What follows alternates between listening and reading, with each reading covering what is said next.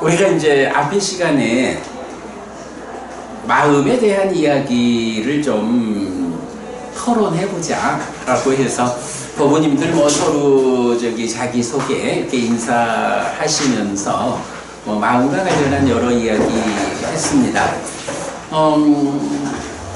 마음이라는 것이 우리 이계진 고부님 말씀하셨던 존재라는 관점, 그래서 몸과 마음이 하나가 되어 있는 상태를 존재라고, 나라고 하는 존재인 거죠.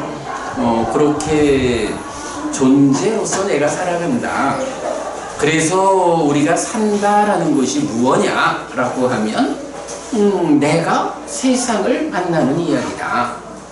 마음이 몸과 함께 세상을 만나는 이야기, 이게 사는 거고, 사실 그 안에서 불교가 무엇입니까? 라고 말을 하면 참 멋진 표현을 할 수가 있어요.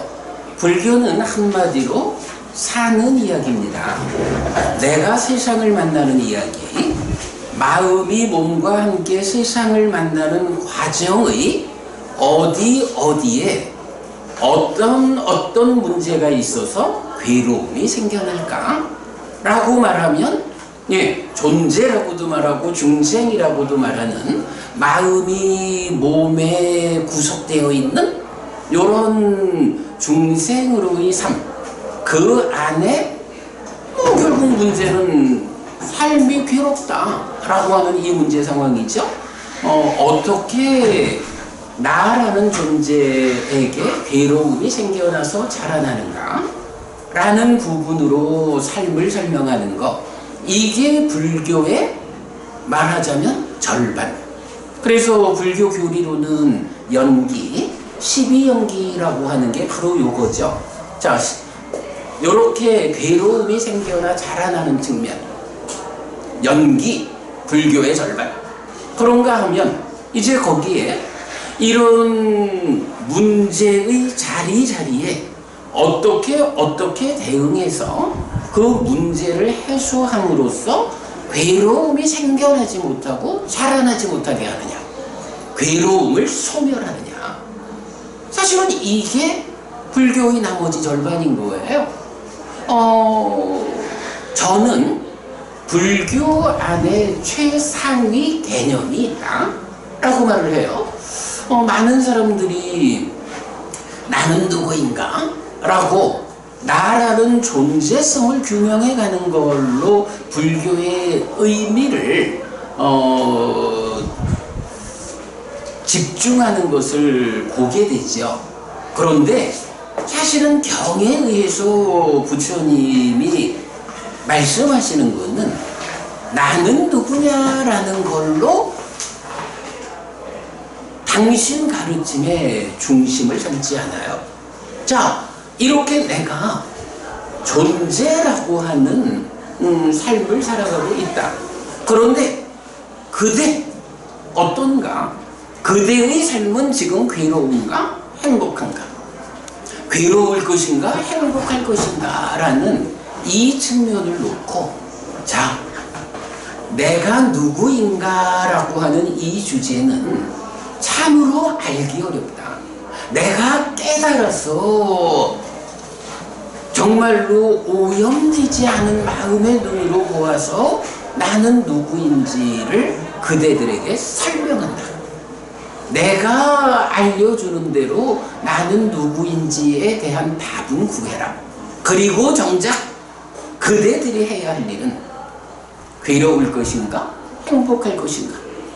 이러한 삶의 양방향성을 놓고 괴롭지 마, 행복하자, 이 일을 해야 한다. 나의 제자 부처님, 당신의 제자인 불교 신자들에게 그 말씀을 하시는 거예요. 내가 누구인가에 대한 답은 내가 가르쳐준다. 그대들은 오직 그대의 삶을 괴로울 것인가 행복할 것인가의 양방향 위에서 괴롭지 않고 행복한 삶을 사는 이런 실천을 해라. 이렇게 말씀하시는 것이 불교다.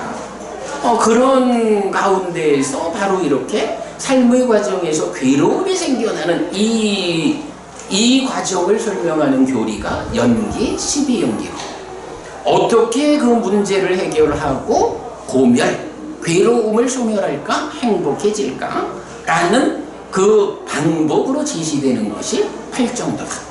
여러분 뭐 누구나 다 불교하면 괴로움이 생겨나는 쪽에서 12연기가 있고, 수행을 통해서 그 괴로움을 소멸하는 쪽에 팔정도가 있다라는 거야. 뭐 일반적으로 우리가 아는 거죠.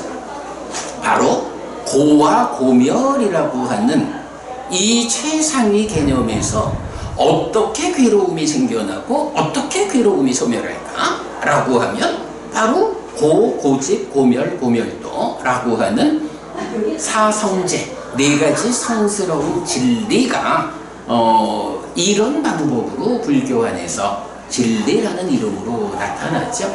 자, 어쨌든 이제 부처님 이렇게 그대들이 행복하면 좋겠다라고 방법을 알려주셔요. 그리고 그 자리에서 선행해서 알려주는 것이 나는 누구인가 라는 요 표현이죠. 우리가 이제 뭐 뒤에 또 좀 같이 볼 수 있겠지만 나는 누구인가 라는 이 질문에 대해서 부처님은 좀 더 확장된 개념으로 처음에는 유신이란 말을 써요. 마음한테 몸이 있는 상태, 이런 의미예요. 우리가 계속 말하는 몸과 마음이 함께해서 내가 구성되는 요것이 나다라는 설명이 첫 번째 나오고요. 그런가 하면 또 이어가지고 사실 몸과 마음이 함께했다라는 요런 상태가 그냥 함께 해가지고 정지해 있지 않잖아요. 우리가 산다라고 하는 것은 표현하자면 활성화되어 있는 삶이거든요. 몸과 마음이 함께한 상태에서 지금을 살아가요. 활성화라는 개념이 적용되면 이제 몸과 마음의 삶의 과정에서 파생되어 생겨나는 것들이 있어요. 여러분 색수상행식 오온이라는 개념을 다들 아시지요? 바로 색이라고 하는 몸과, 물론 뭐 물질 세상을 말하기도 하지만 몸과 식이라고 하는 마음, 이 두 가지가 활성화되어 갈 때 수상행이라고 하는 이 세 가지 삶의 요소가 파생되어서 생겨나는, 그러면 요렇게 다섯 가지를 오온이라고 부르죠. 그리고 부처님은 단지 삶의 과정이 누적되어 있는 거인 색수상행식 다섯 가지 무더기에 거기에 집착이라는 것을 작용시켜가지고 이 다섯 가지가 내 거요, 나요, 나의 자아요 라고 붙잡으면, 그런 붙잡음 집착에 의해서 오취온이란 말을 하게 되죠. 오온 가운데 취, 집착했다. 그래서 집착된 다섯 가지 무더기, 오취온이 나다라고 해서 몸과 마음이 함께한 내가 그 활성화된 삶의 과정에서 파생되는 수상행을 더하고 집착된 이런 오취온이라는 게 나다라고 두 번째로 설명을 하고요. 그런가 하면 선조고분이 아까 말씀하셨던 식과 명색 이렇게 나오죠. 이런 오온, 오취온이라고 하는 존재 상태도 그렇게 삶의 과정이 누적되었어 라고 멈추어 있는 게 아니죠. 산다라고 하는 것은 그 오취온인 나도 지금을 살아가거든요. 이 산다라고 하는 활성화된 삶, 이 활성화 부분을 감안해서 부처님이 나는 누구냐에 대한 세 번째 대답으로 알려주는 것이 바로 식과 명색이라고 해서, 요건 뭐 그냥 제가 말하는 거니까 뭐 자세히 적어가면서 말하지는 않겠는데요. 보면 오온에다가 자의와 촉이라고 하는 두 가지 활성 요소가 더해지면 식과 명색이라고 하는 두 가지 그 구조를 갖게 되고, 식과 명색이 서로 조건됨에 의해서 하나로 존재하는 이제 이런 것을 나는 누구냐에 대한 마지막 설명으로 부처님이 알려주죠. 그래서 이렇게 유신, 몸이 있는 상태, 오치온, 삶의 과정이 누적되어 있는 오온에 내거요, 나요, 나의 자요 라고 집착해서 내가 된 오치온, 거기에서 또 촉과 작의로 활성화되어 가지고 식과 명색의 서로 조건됨이라는 사실은 이제 이런 식과 명색이 함께한 상태를 직접 지시하는 원어가 있어요. 뭐 부다라는 말이 있는데 이제 우리는 그거를 활성 존재 이렇게 번역을 하죠. 자, 이렇게 나는 누구냐라고 하는 주제는 부처님 같은 사람이 아니면 깨달아 알아낼 수 없는 어려운 주제죠.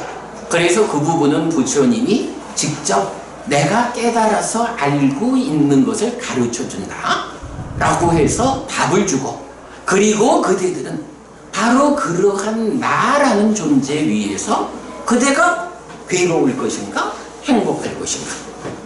나의 제자라면 당연히 바른 법을 배워 실천함으로써 괴롭지 말고 행복해라, 이렇게 말씀하시는 것이 부처님의 의미죠.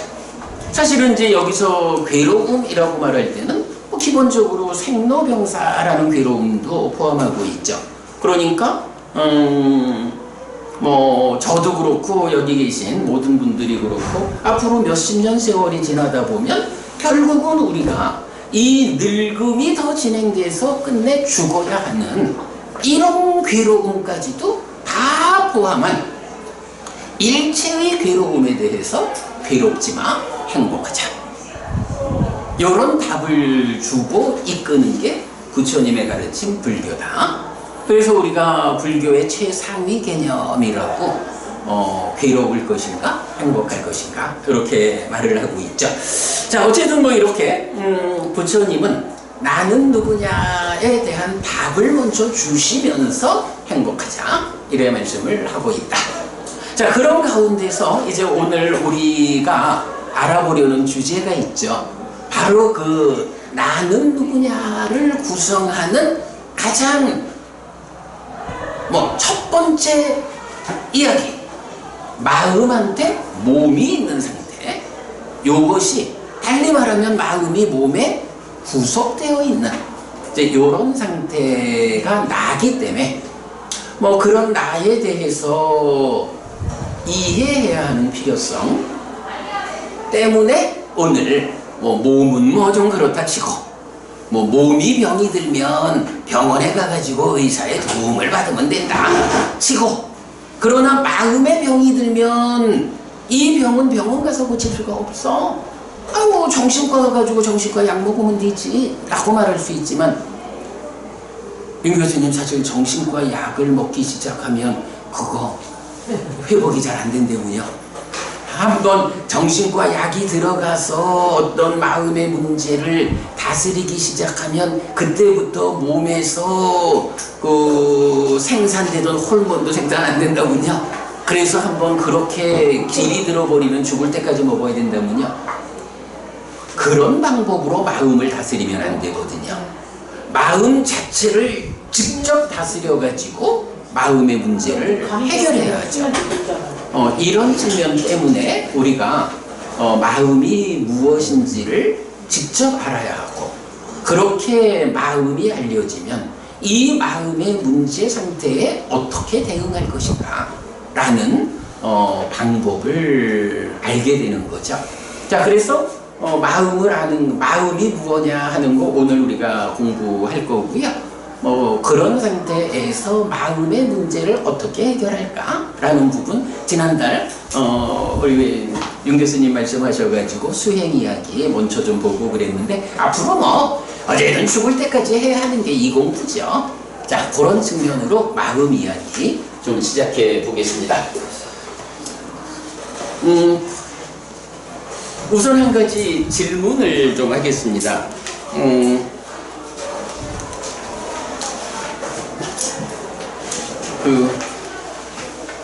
우리 저 관해 부부님 저기 그 유학을 하시는 분이신데 한 가지 질문. 뭐 유학과 관계 있는 건 아닌데 그냥 산소 하나하고요 수소 2개하고가 결합되어 있으면 요거 뭐죠? 물. H2O. 물. H2O 물 아닙니까?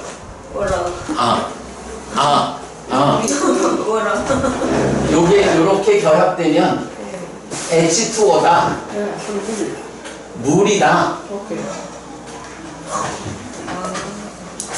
그 장부부님, 요거 산소 하나 수소 2개 붙어 있는 거 물 맞아요? 네. 맞아요? 혹시 요게 물이다라고 확정적으로 말할 수 없다라고 말하시는 분은 없을까요? 저는 스님이 알려줘 기체고, 이미 배웠기 때문에 잠깐만. 저는 네. 더 말씀합니다. 이쪽은 기체잖아요. 각각의 기체. 어떤 게 기체야? 이쪽에 기체죠. H2O? 예. 아, 요건 기체라고? H2E는 기체잖아요. 아, H2개는 기체고. 네. H2O는 물체잖아요. 네. 아니 H2O 따로 해놓은 아니, 다른 예, 예, 예. 아, 근데 따로 말고 결합돼 있을 때. 이제 결합이 됐으니까 이제 물이 되는 거죠. 결합되어 있는데 액체로 됐을 때는 우리가 물이라고 얘기를 하고 기체로 돼 있을 때는 뭐 구름이나 아니면 뭐 다른 뭐 이런 식으로 얘기를 수증기라고 말하겠죠. 얘기를 하고 그 다음에 고체로 하면은 뭐 얼음이나 뭐 이런 식으로 해서 그렇죠. 그 자체가 형태는 그 존재는 그 본질은 하나지만 나타나는 형태는 세 가지로 나기 때문에 그 기독교에서 말하는 그 성삼일체론을 저런 식으로 얘기하죠. 아, 그렇군요. 삼위일체. 그렇군요. 이야, 아니 나는 작지 않은 시간을 두고 많은 사람들한테 산소 하나 수소 2개가 결합하면 무엇일까요? 라고 질문을 해봤는데 역시 이 공부 높은 스승들을 뒤따르는 사람들은 공통점이 있어요. 우리 관해 법부님 딱 답을 주시네. 사실 이렇거든요. 법부님께서 물이라고 강력히 주장하셨지만 말씀하신 그대로 온도가 한겨울 돼가지고 떨어지면 물 아니거든. H2O라는 거는 그대로 적용이 되는데 물이 아닌 경우가 있어요. 자, 그러면 사실은 이게 물이기 뭐 말하자면 얼음이기도 하고 물이기도 하고 수증기기도 하죠. 얼음이기도 하고 물이기도 하고 수증기기도 한 H2O 이렇게 되는 거잖아. 이렇게 말해야 맞죠. 그런데 이게 아무런 수식어 없이 그냥 얼음이기도 물이기도 수증기기도 한 H2O 이렇게 말하면 요거는 사실 한국어적인 어법으로는 얼음과 물과 수증기가 하나요. 하나인데 이름만 다른 거예요. 이렇게 이해될 수도 있죠. 요거 그런 오해를 피하려면 이 앞에다가 말 한마디를 붙여주면 되잖아. 어떤 말을 붙여주면 되나? 그렇죠. 조건에 따라. 근데 어떤 조건이죠? 온도라는 조건에 따라. 사실 요거 산소 하나 수소 2개가 결합된 요 물질을 놓고 우리가 얼음이라고도 물이라고도 수증기라고도 부르는데 그게 본질은 H2O요 라고 말하는데 가장 정확하게 말하는 방법은 이거예요. 온도라는 조건에 따라 얼음이라고도 물이라고도 수증기라고도 하는 H2O. 여러분 정확하잖아요. 뭐 표현하자면 온도라는 조건이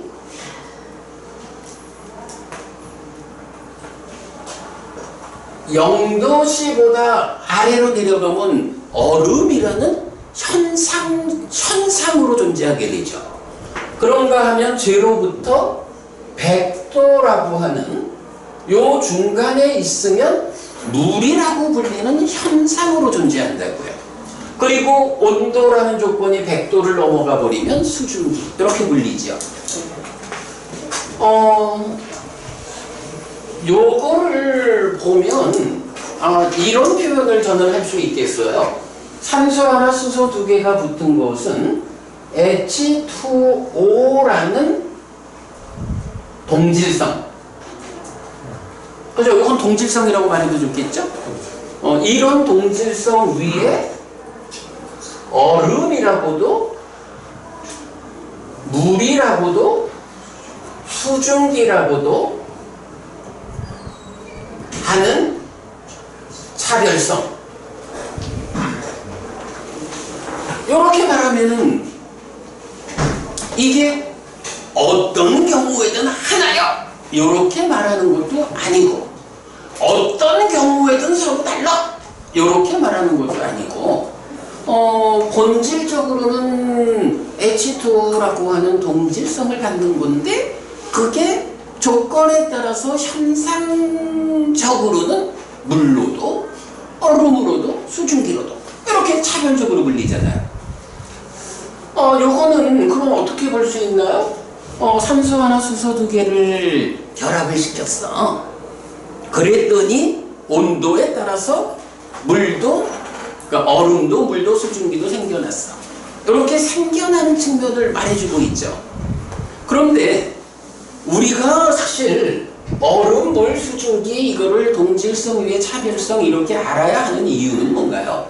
우리가 살아가는데 얼음도 물도 수증기도 아무 관련이 없어 라고 한다면 이런 거 따지고 들어갈 이유가 없죠. 근데 사실은 인간들이 살아가는데 얼음이든 물이든 수증기든 이거 없이는 우리가 못 살잖아요. 우리 삶에서 쓰이는 거거든요. 쓰인다라고 하는 측면을 보면 또 어떻게 봐야 되나요? 활용되는 거거든. 활용이라는 측면을 가지고 있기 때문에 구분을 해야 돼. 차별성을 보아야 돼. 그런데 이거를 또 활용을 잘 해야 한다라는 필요성에 의해서는 또 하나 우리가 주목해야 하는 관점이 있죠. 관리를 해야 되죠. 이렇게 생겨나는 거 제가 이제 자주 예를 드는 게 아빠가 내일 아침 아이들하고 피크닉을 가야겠다 라고 해서 얼음 공장에 가가지고 이제 커다란 얼음 덩어리를 하나 사왔어요. 그래가지고 그거를 아이스박스에 넣고 거기에 이제 시원하게 수박도 사이다도 이렇게 피크닉을 가야 되잖아요. 그런데 이 아빠가 조금 무식해가지고 이게 뭐냐 하면 H2O거든. 요거는 얼음이라고도 하고 물이라고도 하고 수증기라고도 하는 거라서 이게 사실은 하나거든. 똑같은 거거든. 요런 생각을 했다. 그러면 우리가 지금 비유를 드는 거니까 이 아빠가 이렇게 동질성만 보고 차별성을 보지 못하는 무식한 사람이야? 그러면 어떤 일을 하게 돼요? 얼음이라는 거 이거 물하고 같은 거요. 이거 그냥 저 싱크대 위에 그냥 던져놔. 이렇게 하고 하룻밤을 자고 내일 아침에 피크닉을 가려고 얼음을 아이스박스에 담으려고 하는데 어떤 일이 생겨요? 얼음이 없는 거예요. 물에다가 수박 띄워가지고 갈 거 아니잖아요. 요게 뭔가요? 동질성에만 집중해가지고 보면 관리를 잘못하는 거야. 관리를 잘못하면 어떤 일이 생겨요? 활용하는데 문제가 생겨요. 활용하는데 문제가 생기면 어떻게 돼요? 불만족, 괴로움이 생긴다고. 이런 이유 때문에 우리가 어떤 것으로 생겨나느냐라고 그 몸통을 알았다면 이게 어떤 활용성을 위해서 어떻게 관리되어야 하느냐, 이런 두 가지 측면을 같이 보게 되는 거거든요. 자, 그래서 산소 하나 수소 두 개가 결합된 요거는 H2O라고 하는 하나의 존재 상태야, 성질성이야. 다만 그것이 우리의 삶에서 활용되기 위해서 관리되어야 하는 필요성에 의하면 이것이 제각각의 존재 상태, 만약에 H2O라는 것이 본질 사실 이렇게 말한다면 얼음 물 수증기라고 하는 현상적인 존재 상태, 요거를 차별적으로 보아야 이 현상을 보아낼 때에 관리를 할 수 있고 그때 활용을 올바르게 할 수 있다고. 그래서 이거를 잘못하면 괴로움이 생겨날 거고 이거를 잘하면 괴로움이 소멸한다. 소멸, 이것이 행복이다. 이렇게 우리가 정리할 수 있죠. 하여간 요 H2O의 비율을 통해 가지고 조건에 따라서 다르게 불리는 이런 것을 하나 볼 수가 있어요. 자, 이제 그 경중에 보면 배우지 못한 자 경이라는 경에서 보면 이제 부처님이 이제 이런 말씀을 하셔요. 우리가 이제 어쨌든 몸과 마음이 함께해서 내가 되어 있잖아요. 이럴 때 사람들은 몸이라는 것은 한동안 유지가 되잖아요. 근데 마음이라는 것은 사실은 잘 못 보거든요. 그러니까 이 몸과 마음이 어떤 것이 더 유지되고 어떤 것은 그 상태를 유지하지 못하느냐 라고 할 때 마음이라는 것은 고정된 거요, 변치 않는 거, 본질이요, 이렇게 보면서 몸은 변한다, 이렇게 이제 이해를 보통 해요. 법부님도 한 70년 사셨어요? 더 살았습니다. 70년밖에 안 보이는데 저는 한 60몇 년 살았거든요. 그런데 어떠세요? 한 70년 사시니까 많이 달라졌죠, 이전하고. 그렇게 이제 몸은 변하는 걸 알겠는데 법부님 스스로 생각할 때 법부님 마음이 태어날 때 그 마음이 지금까지 그대로 나의 마음이요, 이렇게 생각하기 쉽죠. 마음이라는 것은 변하지 않는 놈, 요렇게 사람들이 이해를 많이 하거든요. 경에서 보면 마음이 가지는 아주 큰 특징을 하나 말해주는데, 장법부님, 마음이 가지는 아주 중요한 특징이 하나 있거든요. 혹시 저하고 이렇게 같이 맞출 수 있을까? 마음이 가지는 아주 특징을 하나 부처님 말해 주시는 게 있어요. 요 안구따라니까야 하나의 모음에서 나와. 수시로 변하는 거? 그렇게 말씀하시면 80점. 수시로 변한 데가 아니고 무지하게 빨리 변한다. 여러분 우리 요새는 다 디지털로 하니까 그렇지만 옛날에 이제 활동사진 이래가지고 영화 찍잖아요. 근데 영화를 찍으면 사실은 그게 끊어진 필름을 좀 빠르게 연결해 놓으니까 이게 끊어진 걸로 보이지 않고 하나의 연결된 화면으로 이렇게 보이잖아요. 24프레임인가 그래 그렇게 되잖아요. 그거를 느리게 돌리면은 달락달락 보이지 뭐. 빠르게 돌려버리면 이게 끊어지지 않고 하나로 연결돼 간다고요. 마음이 가지는 특징이 수시로 변한다, 이런 표현보다는 답은 알고 계신 것 같은데 무지하게 빨리 변한다. 부처님이 참 비유하기도 어렵다라고 말하는 게 세 가지가 있어요. 우리 삶과 관련해서 지옥이 얼마나 고통스러운지는 비유하기도 힘들다. 하늘의 신으로 태어나 사는 것이 얼마나 행복한지 비유하기도 어렵다. 이런 표현을 해요. 그런데 비유하기 어려워도 그래도 지옥이 얼마나 괴롭고 하늘이 얼마나 행복한지를 부처님이 비유를 해서 설명을 하거든. 그런데 비유하기도 어렵다라고 하는 한 가지가 더 있어.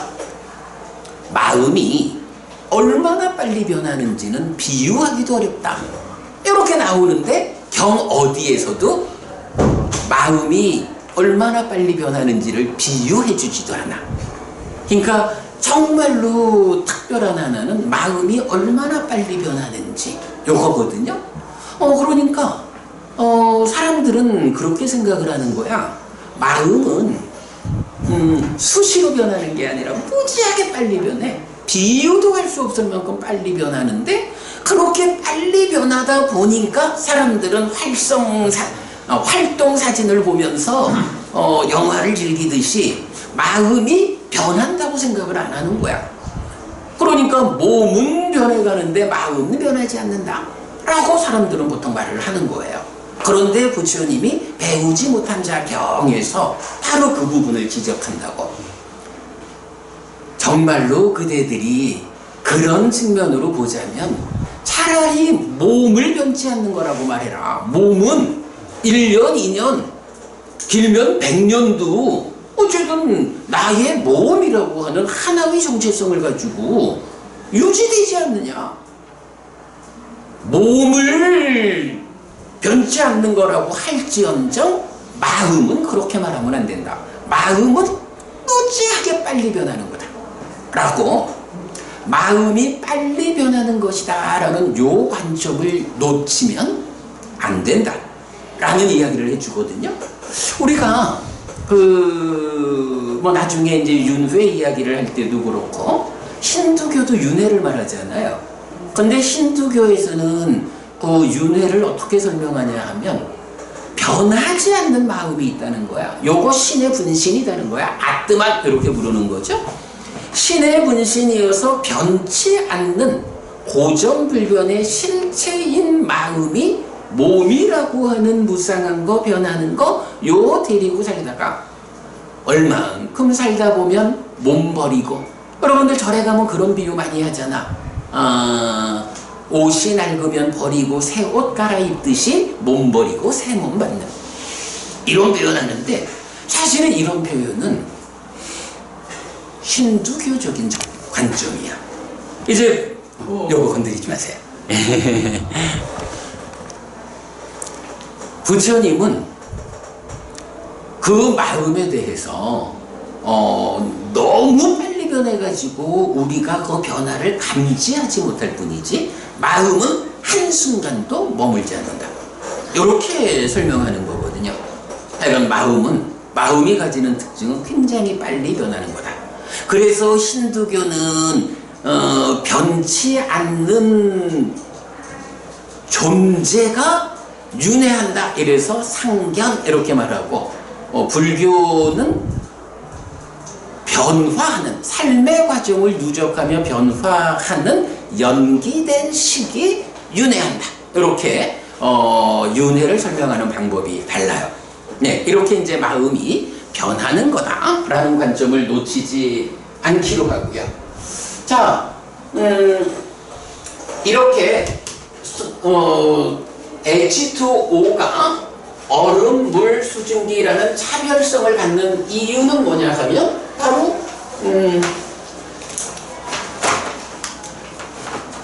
조건에 따라라고 하는 요 관점이죠. 조건에 따라서 달라진다라는 것 때문에 그렇게 구분을 차별성을 보자 하고 관리 활용에서도 차이를 말하고, 자 이렇게 되는데, 이제 방금 소개하고 있는 배우지 못한 자 경에서 오늘 우리가 마음 이야기를 하자. 부처님이 설명하는 마음은 무엇일까? 라는 여기에 대한 이제 부처님이 답이 하나 주어지는 거예요. 자, 부처님,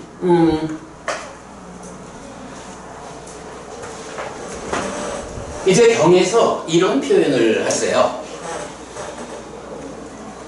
심이라고도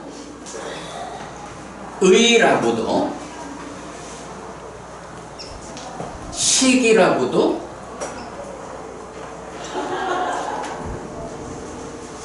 하는 그것, 요런 표현을 배우지 못한 자 경에서 하거든요.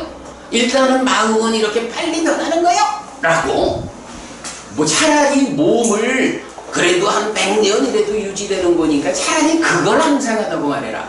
몸은 항상하다고 보면 절대 안 된다 라고 그 변화를 말씀하시면서 이제 그 마음을 심이라고도 의라고도 식이라고도 하는 그거, 이렇게 표현하고 있어요.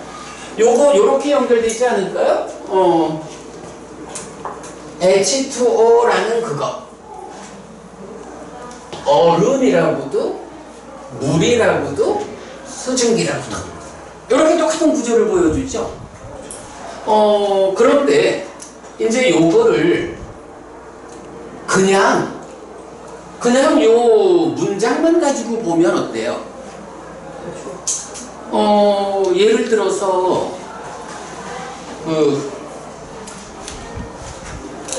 한 50년 좀 가까이 지낸 친구가 있어.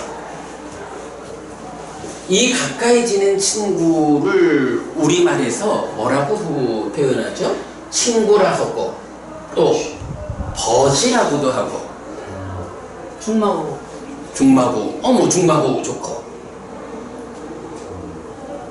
뭐 어떤 식이 되든 나하고 한 5, 60년 같이 살아온 이 친구를 표현하는 다양한 말이 있죠. 붕무. 붕어는 같은 학교를 나온 친구고, 그냥 버두는 그냥 같이 어울려서 네. 성장한 친구. 그렇죠. 그러니까 조금씩 이제 그런 차이가 있네. 동무가 있죠. 동무, 그래 동무가 있죠. 동무. 그러니까 그래, 차라리 중마고 요런 이제 어려서부터 큰 이렇게 제약되니까 요렇게 세 가지 좋지 뭐. 동무라고도 부르고 친구라고도 부르고 벗이라고도 부르는데 요거는 사실 별 차이가 없잖아요. 그냥 똑같은 친구를 부르는 거지. 그러면 요거는 동무라고도 친구라고도 벗이라고도 하는 그 사람, 이렇게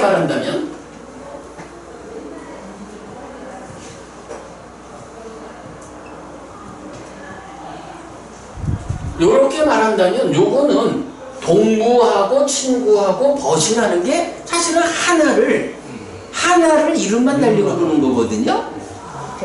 사실은 여기서 조건에 따라서 얼음이라고 물이라고 수증기라고도 하는 차별성을 말할 수도 있지만 문장 구조로만 놓고 보면 동무, 친구, 벗이라고도 하는 이렇게 하듯이 친구와 의와 식이 하나요. 그거 뭐 그 사람을 동무라고 부르든 친구라 부르든 벗이라 부르든 같은 거잖아. 그거라고 하는 어떤 거를 심이라 부르든 의라 부르든 식이라 부르든 그거 다 같은 거요. 이렇게도 사실은 이 문장을 이해할 수가 있어요. 이럴 때 이제 그것이라고 하는 건 뭐 우리가 당연히 몸과 짝을 해서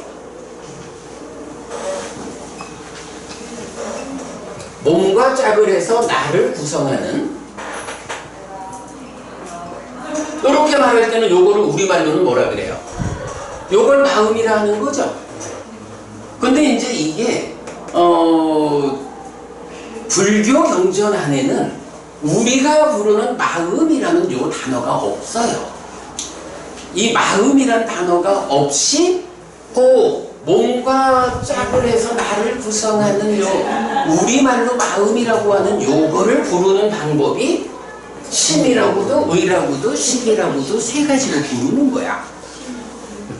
네, 심의식이죠. 그러면 요렇게 놓고 요거를 그냥 문장만 가지고 보면 이렇게 볼 수도 있지만 이렇게 볼 수도 있는 거야. 그런데요, 굉장히 오랜 세월, 뭐 그게 뭐 2000년쯤인지 뭐 대략 한 2000년 넘는 세월을 그 불교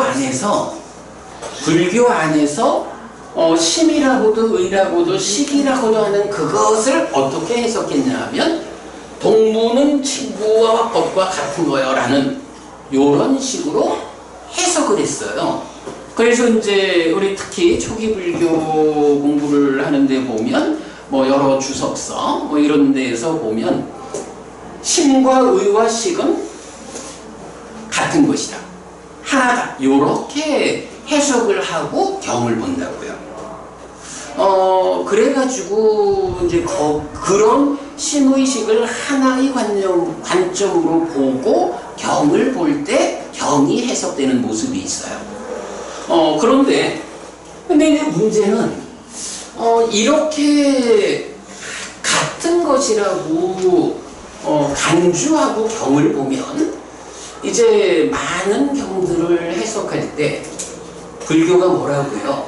사는 이야기요, 마음이 몸과 함께 세상을 만나는 이야기요 라고 하는데, 이 세 가지를 동의어로 간주하고 경을 보다 보면 문제는, 아니 부처님께서 삶을 어떻게 해석하고 있는 걸까? 어떻게 우리 삶을 설명하는 걸까? 하는 설명이 안 되는 거야. 그래서 제가 이 부분을 많이 고민하고, 그리고 이제 공부를 하다 보면 아주 커다란 방향성이, 뭐 지금 우리가 이제 공부를 한다라고 할 때 이 공부에 접근하는 방법이 말하자면 두 가지가 있어요. 하나는 우리 선배님들이 이 경을 설명해 준 것이 있다고, 선배님들이 설명해 준 그대로 우리가 배워 알면 그렇게 공부에 접근하는 방법이 있고요. 그런가 하면 뭐 선배님들이 가르쳐 주는 게 100점짜리 가르침이다 라고 하면 참 좋고 공부가 쉽겠지. 그런데 공부를 하다 보니까 선배님들의 가르침이 부처님의 가르침을 온전하게 해석한 것 같지 않다라는 부분들을 발견하게 되면 어때요? 이제 선배님들의 이 가르침을 참고는 하지만, 그죠? 참고는 할지언정 그대로 따라서 공부하지 않는 거죠. 그러면 여기서 선배 대신에 누가 있어야 돼요? 여기는 사실은 이 선배님이 어떤 일을 하는 거냐 하면 부처님의 가르침을 배워서 알려주는 거잖아. 그런데 그 선배님들의 가르침이 부처님을 직접 완전하게 전달하지 못한다라고 하면 어떻게 해요? 이제 우리가 부처님을 직접 만나야죠. 그런데 부처님은 지금 어떤 상태로 존재하나요? 부처님은 지금은 경이라는 형태로 존재한다고요. 우리 여러분 대반열반경 보면 부처님 돌아가시면서 그 유언 중에 하나가 뭔가요? 내가 죽는다고 해서 스승이 없어졌다고 생각하지 마라. 내가 지난 45년간 그대들을 위해서 설한 법과 율이 그대들의 스승이 될 것이다 라고 해서 부처님 살아서 직접 설한 이 가르친 경들이 그대로 부처님의 역할을 하는 거예요. 그래서 선배를 통한 공부를 중심에 두느냐, 아니면 경을 통해서 부처님을 직접 스승으로 공부하느냐 하는 공부의 두 갈래 길이 있는 거예요. 그런데 이 마음과 관련해서 오랜 세월 이 선배님들이 어떻게 마음을 풀어주느냐, 부처님이 설하는 심이라고도 의라고도 식이라고도 하는 그것으로의 마음 이야기를 심과 의와 식은 동의하다, 이렇게 설명을 해준 거예요. 그런데 이제 우리가 공부를 하다 보니 그렇게는 도저히 받아들일 수가 없다. 우리가 경을 통해서 부처님을 직접 만나자 라고 공부의 방향을 잡아서 보니까 이게 요거 조건에 따라 라고 하는 말이 어차피 H2O에서도 요 말은 원래 안 쓰고 얼음이라고도 물이라고도 수증기라고도 하는 H2O 이랬었잖아요. 그거의 차별성을 보기 위해서 우리가 온도라는 조건에 따라를 끼워넣은 거잖아. 마찬가지 마음에 대해서도 부처님이 심이라고도 의라고도 식이라고도 하는 그거라고 말씀하셨을 때 이 세 가지가 동무진구법 하듯이 동의어가 아니고 이거 역시 H2O처럼 그것이라고 하는 마음이라고 하는 동질성 위에서 이 동질성 위에서 심과 의와 식의 차별성을 보완해야 한다. 이런 부분을 우리가 주목할 수 있죠. 자, 요 동질성 위에 차별성을 보아야 하는 이유를 뭐라 했죠? 왜 차별성을 보아야 했죠? H2O의 차별성을 보는 이유가 뭐였어요? 관리 활용이 그렇죠. 바로 관리 활용을 잘하면 괴로움을 만들지 않을 거고 그거 잘못하면 괴로움을 만들잖아. 마음이라는 것도 그런 거예요. 몸과 짝해서 나를 구성하는 그거라고 해서 동질성을 가지고 있지만 그게 심의식이라는 세 가지 이름이 어떤 차별성을 가지느냐에 따라서 마음을 관리, 활용하게 된다고요. 마음을 활용한다라고 표현을 했는데 마음이 하는 일이 뭐죠? 사실은 마음이 하는 일을 따져보면요 쉽게 보면 돼요. 우리가 사는 게 법부님 노래 보잖아.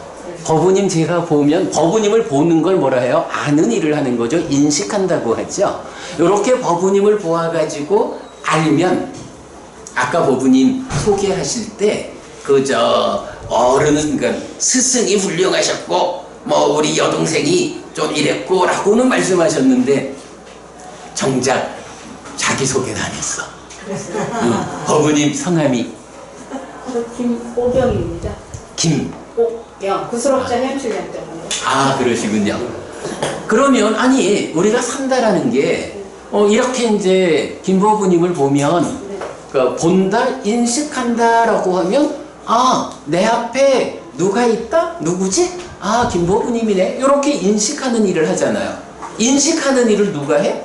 사실은 몸에 속한 눈동자, 몸에 속한 눈도 그 일을 하지만 사실은 몸이 하는 일은 법부님의 모습을 마음까지 데려다주는 일을 한다고. 연결시켜주는 일. 몸이 법부님을 마음까지 전달시켜주면 마음이 전달되어 온 거를 보고 내 앞에 있는 사람이 김법부님이다 라고 알잖아. 인식하잖아. 요게 마음이 하는 첫 번째 일이거든요. 그러면 그렇게 인식하고 나면 인식으로 끝나나? 그러진 않다고. 김법부님이다 라고 알았으면 이제 내가 오늘 김법부님을 처음 배웠네. 그래도 부족한 자리에 부처님 공부를 하자라고 오셨으니 내가 어쨌든 조금이라도 더 성의를 가지고 김법부님이 잘 이해하실 수 있도록 말로써 잘 설명을 해드려야겠다. 요래 할 거 아니에요. 요걸 뭐라 그래? 행위라고 하잖아. 업이라고 하고. 사실은 산다는 게 이렇게 인식과 행위고 인식과 행위라는 요거를 누가 하느냐라고 하면 방금도 인식하는데 마음이 혼자한 건 아니지. 법부님을 몸에 속한 눈으로 보아서 마음에 전달을 해주면 마음이 아는 것. 그러면 사실은 전달되지 않은 것. 한마디로 말하면 눈 감으면 못 보잖아. 그죠? 눈 감으면 못 보거든. 그래서 인식한다, 안다라는 요게 몸하고 마음이 함께 하는 거라고. 업도 신고의 삼업 이러잖아요. 신업하면 몸을 움직여서 하는 거고 구업하면 말로 하는 건데 의업이라는 것은 생각하는 일이죠. 그럴 때 이런 신고의 삼업이라고 하는 게 신업과 구업은 의업이 생각하는 게 선행해가지고 진행되고, 그런가 하면 이 의업이라는 것도요, 사실은 뇌라고 하는 거 없이 생각하지 못하죠. 뇌. 근데 뇌는 몸이에요, 아니에요? 뇌도 몸이거든? 그럼 몸을 구성하는 일부지, 뇌도. 그러니까 인식도 이렇게, 그러니까 인식도 몸과 마음이 함께해서 인식하고, 행위도 몸과 마음이 함께해서 행위한다고. 요게 사는 거지 뭐.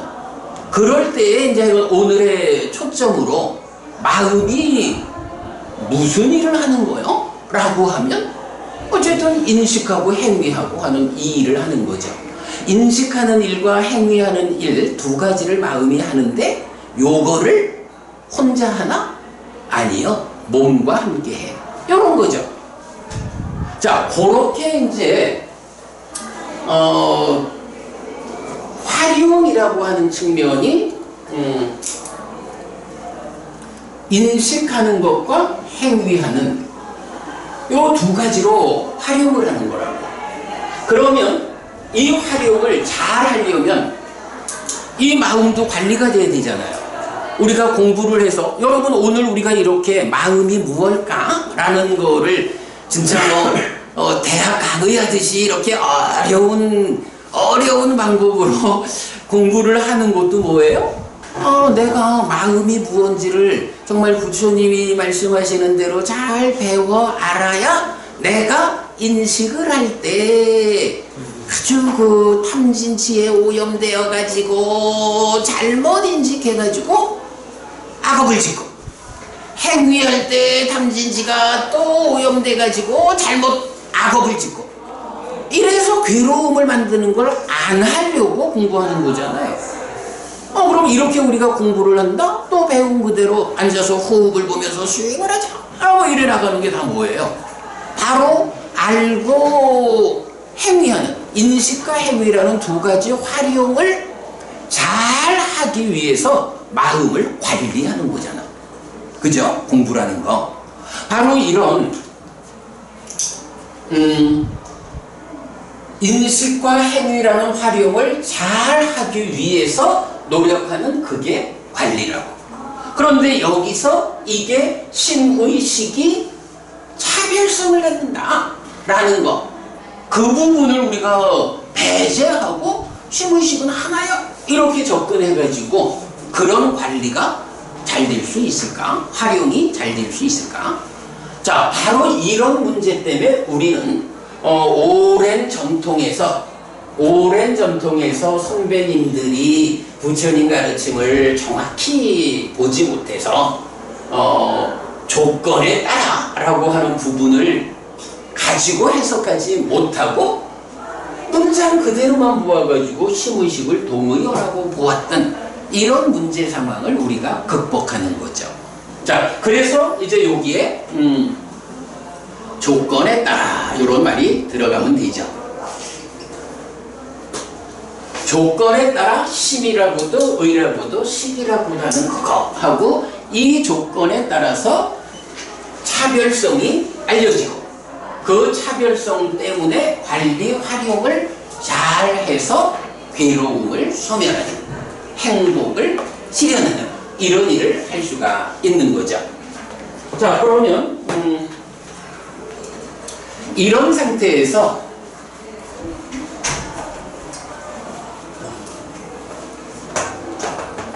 자, H2O는 조건에 따라 라고 할 때 어떤 조건이 있었어요? 온도라는 조건이 있었죠. 물론 꼭 온도뿐만 아니지만 대표적으로 온도로 보면 되겠죠. 그러니까 온도라는 조건이 이랬거든. 그러면 마음을, 심의식을 차별성의 측면에서 보자 라고 할 때는 어떤 조건이 있어야 되나요? 그죠? 온도라는 조건을 제시해야 얼음, 물, 수증기라는 차별성을 말할 수 있듯이 마음도 어떤 조건에 따라서 심의식이 차별되느냐 하는 것을 설명할 수 있어야 되죠. 자, 그 부분을 여기부터는 이제 좀 어려운 이야기라서 제가 그냥 간략히 소개만 하고 넘어가는 걸로 우선은 하겠습니다. 자, 먼저 여기서 이제 우리가 한 가지 결론으로 알아야 되는 게 식이라는 마음은 식이라는 마음이 있고 심이라는 마음이 있어요. 이때 식은 활용의 측면에서 식은 어떤 일을 하는, 그러니까 어떤 역할을 하는 마음을 식이라고 하느냐.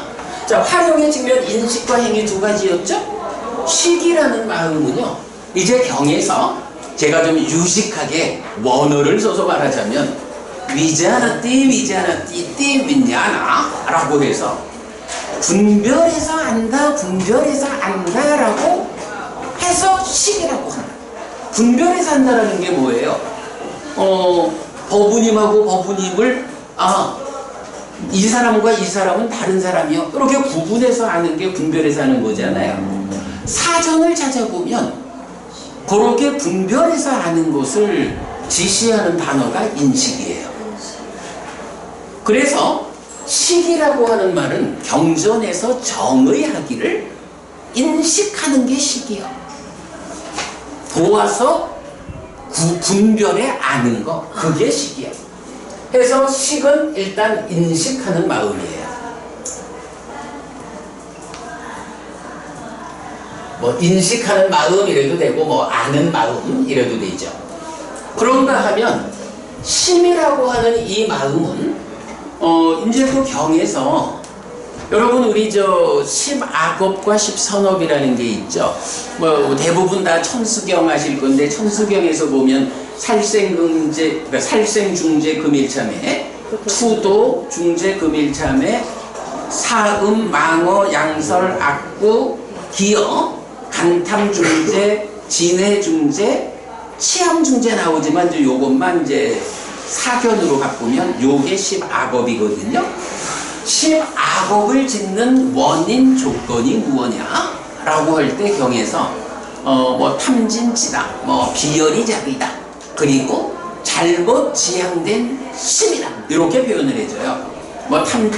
뭐 탐진치 비열이작의 이 부분은 뭐 여러분 그냥 덮어주더라도 그 악업을 짓는 원인 조건이 무엇냐라고 할 때 잘못 지향된 심.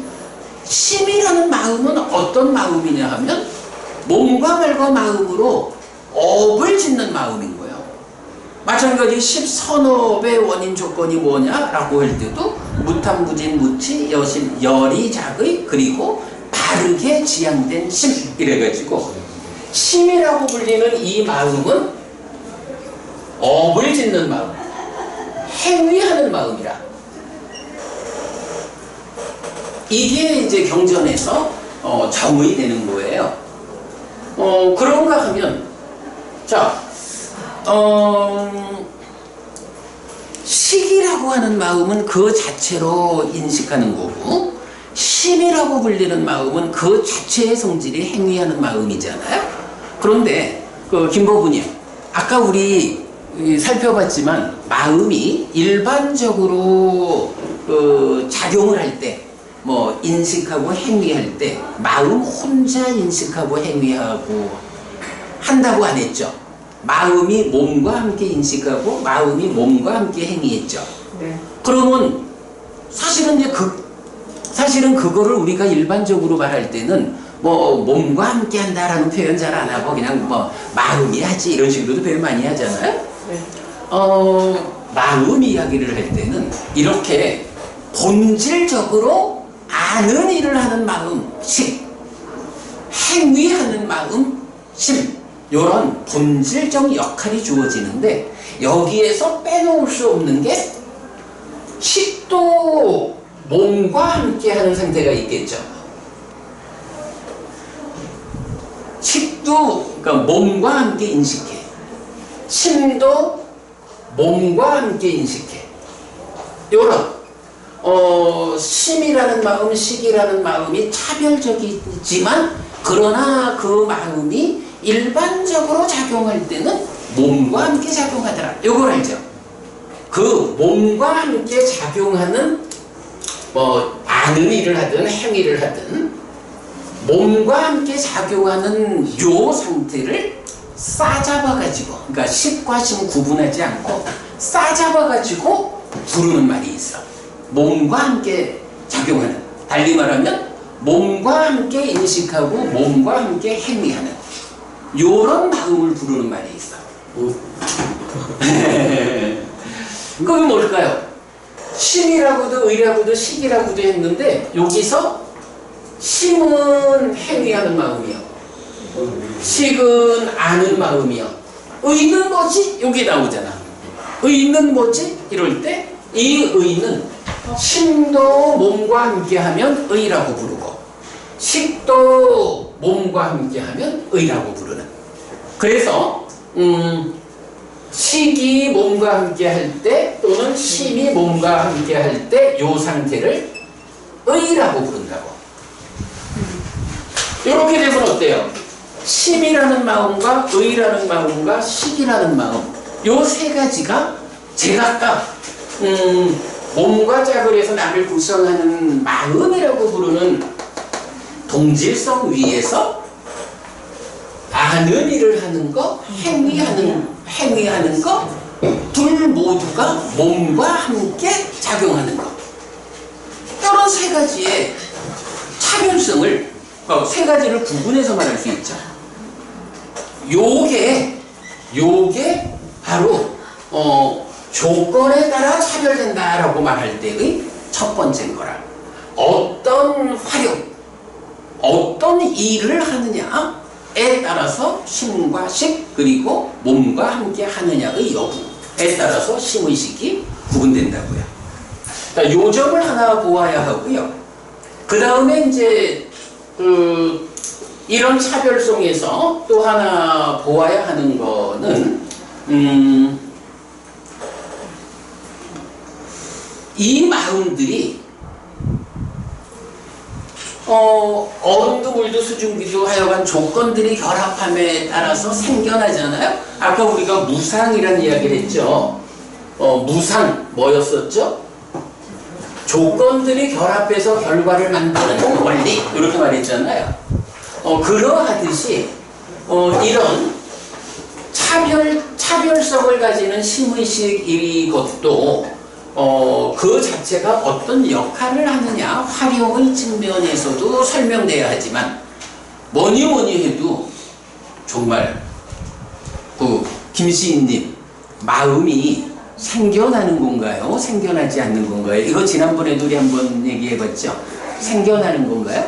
생겨나지 않는 건가요?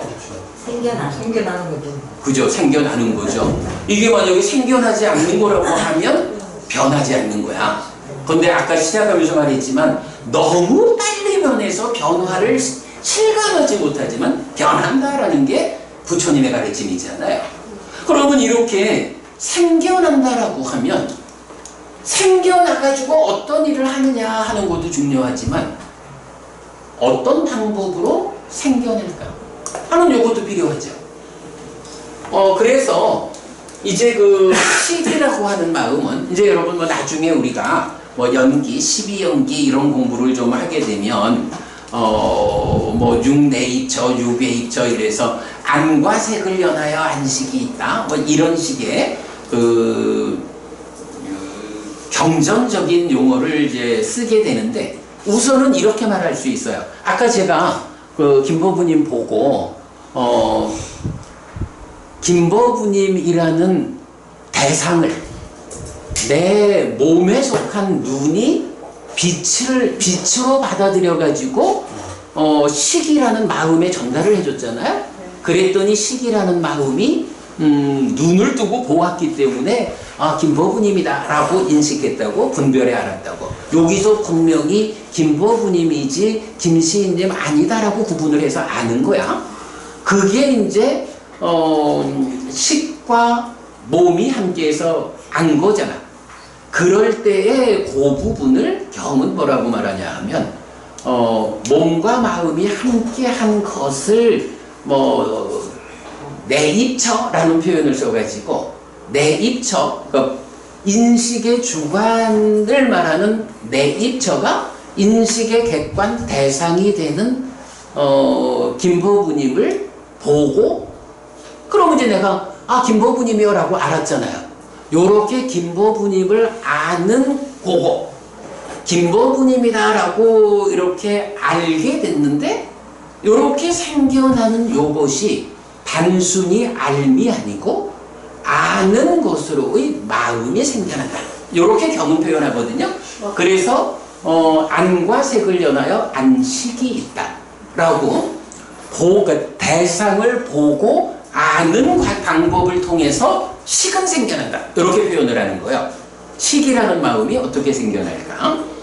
그리고 이제 심이라는 거는 뭐 그렇게 이제 생겨나면 이제 다시 삶의 내면으로 들어가가지고 경전은 뭐 상과 수라는 것을 말하면서 심행은 상수 이래가지고 요거는 뭐 지금 설명 안 할게요. 좀 이제 복잡해. 그런데 그 나의 저 내면에서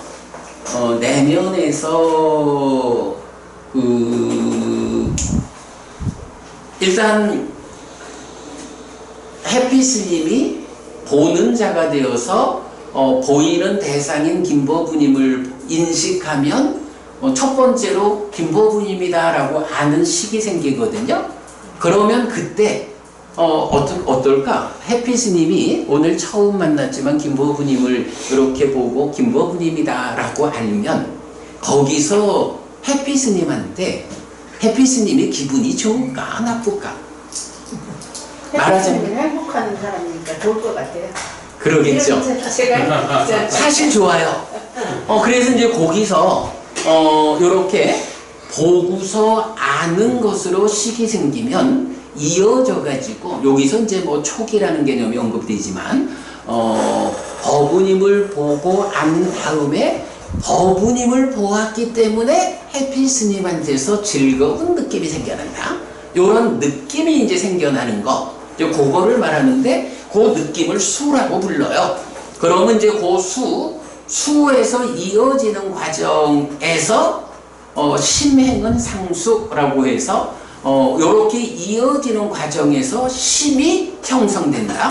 심이라는 마음이 생겨난다. 이렇게 설명을 해주거든요. 그래서 뭐 이 부분은 이제 아주 어려운 부분이기 때문에 지금 설명하기는 좀 어려운데 한 가지만 여러분이 알아주시면 되는 게 요렇게 부처님은 다들 식이 생기는 건 알지만 심이 생겨나는 부분을 잘 몰라요. 그런데 경에서는 분명히 심이 상과 수의 과정으로 생겨난다, 형성된다 알려주거든. 요거를 이제 교리 용어로는 심행은 오온의 상이에요.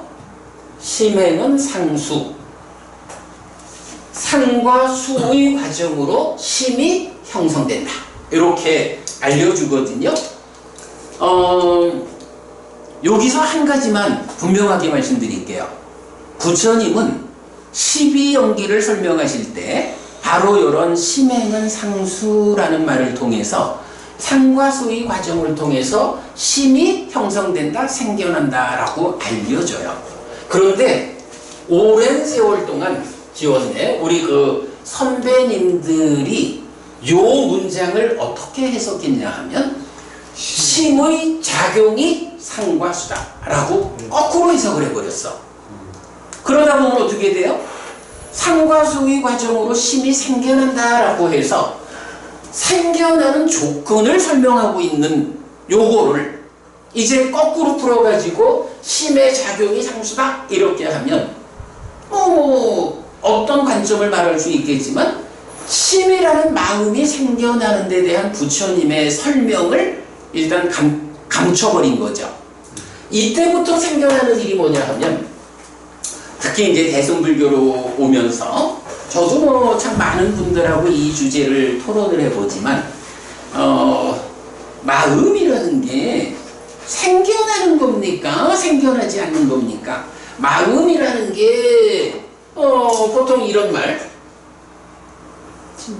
네, 진여 이런 말 많이 쓰잖아요. 진여 이래가지고 마음은 생겨나는 거 아니에요. 그거는 원래 있는 거예요. 이런 설명을 다들 하거든요. 대승불교로 보면 그렇죠. 그런데 이거는 일단 부처님 말씀에는 이런 말이 없다고. 그리고 부처님은 상과수의 과정으로 심이 생겨난다라고 알려준다고.